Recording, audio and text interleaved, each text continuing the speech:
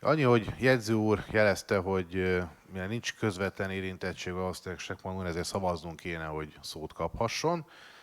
És mivel jegyző úr egy szigorú és kegyetlen alak, aki betartatja velünk rigorózus módon a jogszabályokat, ezért most egy gyors ügyrendi szavazást kérnék. Én természetesen támogatom, és Schleckmann úr szót kaphasson, úgyhogy kérem, szavazzunk erről. A szavazást indítom.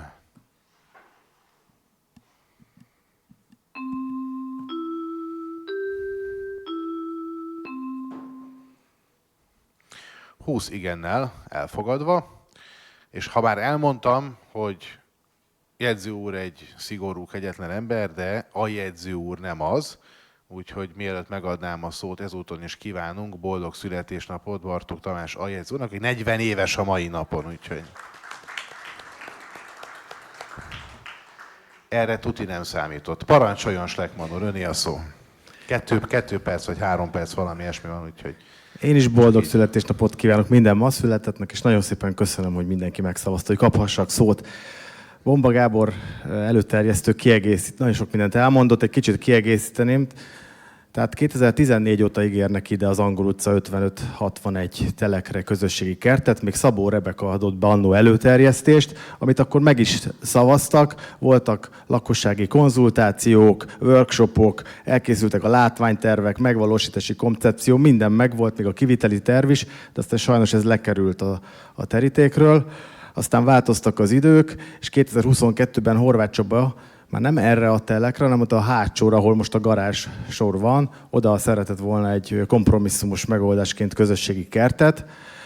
Ezt mi már annyira nem támogattuk, vagy nem fogadtuk el ezt a kompromisszumot, mert ott már tényleg, ha elé épült volna egy nagy ház, akkor ott tényleg leárnyékolta volna a területet, de így most ez a telek még ide süt a nap. Mert ezt szokták mondani, hogy az Angol utcában, oda minek közösségi kert, már nem süt be a nap, mert most épült föl nemrég az Albion ház, de ettől függetlenül még szerencsére besüt a nap, úgyhogy teljesen megfelelő a terület. Ugyanakkor a Bomba Gábor is elmondta, hogy az IFA-ban is benne van, hogy ideiglenes pop-up park vagy közösségi kert lehessen ezen a területen. De hát nem történt semmi, aztán megelőzve Moldoványi Zsolt hozzászólását, hogy a Bogárdent, illetve a Bonyhádi úti közösségi kertet mi megfúrtuk volna, erről szó sincs. Csak annyi van, hogy észrevettük, hogy ez már sokkal régebb óta be lett ígérve, és jeleztük, hogy miért álltunk a sorba, és valaki bejött elénk, és ő vinné el az árut a pultból, hogy úgy mondjam. De nekem semmi bajom nem lenne a Bonyhádi úti közösségi kerttel. Egyszerűen tőlünk teljesen függetlenül az ott környékbeli lakók azt inkább kutyafuttatónak szeretnék használni. De ezt a vádat, amit Moldoványi Zsolt szokott a fejemhez dobni, hogy mi fúrtuk volna meg a Bonyhádi úti közösségi kertet, ezt kikérem magamnak, teljes mértékben támogatnám, hogyha ott is támogatnák a helyiek. De szumma summarum összefoglalva, a Kiszugló, ami már az elmúlt 25 évben iszonyatosan teleépült társasházakkal, itt nincsenek nagyon kertes házas részek már, ide nagyon-nagyon égető szükség lenne egy közösségi kertnek, sok az olyan lakás, ami még erkély sincsen, és valódi igény van rá. Január végén indítottunk egy petíciót, amit mai napig 118-an írtak alá, külön kértük, hogy leginkább közelben lakók írják alá, hogy ne az a vád érjen, hogy Tatabányáról meg innen-onnan írják alá. Egy 4-5 kivételével zuglóiak írtak alá, és annak is a nagy része a közelben lakik, és hogyha elolvassák a kommenteket, akkor ott tök jó érveket hoznak föl, hogy miért szeretnének közösségi kertet.